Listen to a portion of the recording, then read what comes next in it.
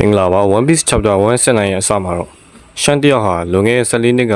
ဂါဘန်အင်ကိုရောက်နေပါတယ်။ဂါဘန်ရှန်ရိုဂျာမှာတားတယောက်ရှိရလို့ပြောပြခဲ့ပါတယ်။ရှန်အလွန်မဲအောင်တင်သွားခဲ့တယ်။ဟုတ်တယ်။ကပတင်နောက်ဆုံးဆုံးရတော့ငါ့ကိုပြောပြခဲ့ရလို့ဂါဘန်ပြန်ပြောခဲ့ပါတယ်။ရှန်ငါ့မှာညီလေးတယောက်ရှိတာပေါ့လို့ပြန်ပြောလိုက်ပါတယ်။ဒါနဲ့ဂါဘန်မင်းနဲ့ဘာဂီကငါသားပဲလေကွာလို့ထပ်ပြောခဲ့ပါတယ်။ရိုဂျာရဲ့တွေ့စီစဉ်နေတဲ့ဒီကောင်လေးကသူ့အဖေလို့ကြော်ကြားလာအောင်ပါ။ပါရီကိန်းအောင်ဖြစ်နိုင်တယ်လို့ရှန်ပြန်ပြောခဲ့ပါတယ်။ဒါပေမဲ့ကြော်ကြားမှုဆိုတာမျိုးလိုက်တဲ့အရာမဟုတ်ဘူး။ညှော်လင့်ချက်တွေထားပြီးဖြစ်မလာတာတွေမှာအများကြီးလို့ကာဗန်ပြန်ပြောခဲ့ပါတယ်။ထိုအချိန်နဲ့မင်းသားလူကြီးနဲ့အကြီးကဲဂျာဦးတို့ကအဲဘက်ရဲတိုက်တွေကိုပြန်ရောက်လာခဲ့ပါတယ်။ထိုအချိန်ဟာရကရဲတိုက်ထဲမှာသူ့ရဲ့ရဲဘော်ရဲဘက်တွေကိုအထင်းချုပ်လွတ်စွာနဲ့ပြတ်သက်နေမိပါတယ်။ဘာလို့ငါလူတွေတက်နေမိရလဲ။ငါခန္ဓာကိုထိန်းချုပ်လို့မရတော့ပါလားလို့ဟာရက်တယောက်ကိုပြန်ပြောနေမိပါတယ်။အီမူကဘရင်ဟာရက်ကိုသူ့အတွက်စစ်တပ်တီထောင်ပေးဖို့အမိန့်ပေးနေခဲ့ပါတယ်။ဒီလိုနဲ့ဟာရက်တယောက်လိုကီနဲ့သူ့ရဲ့ရဲဘော်ရဲဘက်တွေကိုသူ့ကိုတောက်ဖို့အမိန့်ပေးခဲ့ပါတယ်။ဟာရက်ကိုလက်နက်တင်နဲ့ဝိုင်းထိုးခဲ့ကြပေမဲ့ဟာရက်မတည်မျိုးဖြစ်နေတဲ့အတွက်ကြောင့်တရားတွေအားလုံးပြန်ကောင်းလာခဲ့ပါတယ်။ဟာရက်ကငါ့ကိုတင်အောင်ဘယ်လိုလုပ်ရတော့မလဲ။ကုနိုင်မဲ့သူမရှိတော့ဘူးလားလို့ပြောကသူ့ရဲ့ရဲဘော်ရဲဘက်တွေကိုဓာတ်နဲ့ဝှေ့ရမ်းလိုက်ပါတယ်။အဲဒီနောက်မှာတော့ရှန်ဟာရက်နဲ့ငါ Grade 1လို့ခေါ်တဲ့လူကိုတစ္ဆာခံမှု Holy Land နဲ့ချိတ်ဆက်တာလို့ဂါဘန်ကိုပြောနေခဲ့ပါတယ်။ဒါကရှယ်လို့ကိုဗစ်နဲ့ဆိုတာပဲ။ငါတို့သူ့ရဲ့ area ထဲမှာဆိုရင်ဘလို့မှမလွတ်မြောက်နိုင်ဘူး။ဒါဆောင်ရမ်းမိုက်တဲ့အစွမ်းကြီးပဲလို့ရှန်ကပြောလိုက်ပါတယ်။ဖူးနိုင်တယောက်ဆွမ်းကသူ့ကိုလူသားတယောက်ထက်တာမမှုမျိုးပေးပြီးမတိမျိုးဖြစ်စီရဲ့ Abyss Pentagram ကြောင့်ကြိုက်နေတဲ့နေရာကိုတွားလို့ရတယ်။ဒီလိုပဲ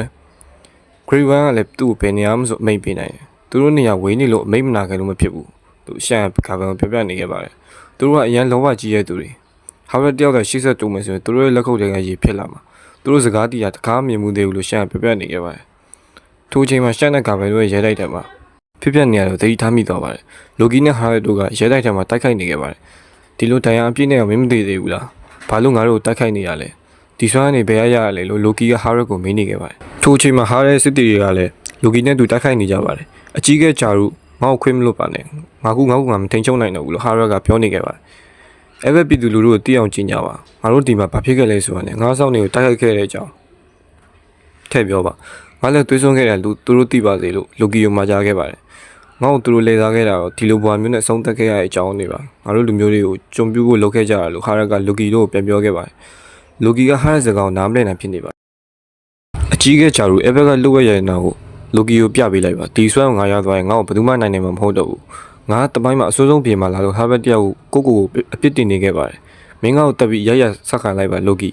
ငါ့ကိုတက်ပြီးပြည်သူတွေတူရကောင်ဖြစ်ပေးပါလို့ဟာဘက်တယောက်လိုကီကိုတောင်းပန်နေခဲ့ပါတယ်ထိုအချိန်မှာဟာရက်ကလိုကီနဲ့ဂျာရူ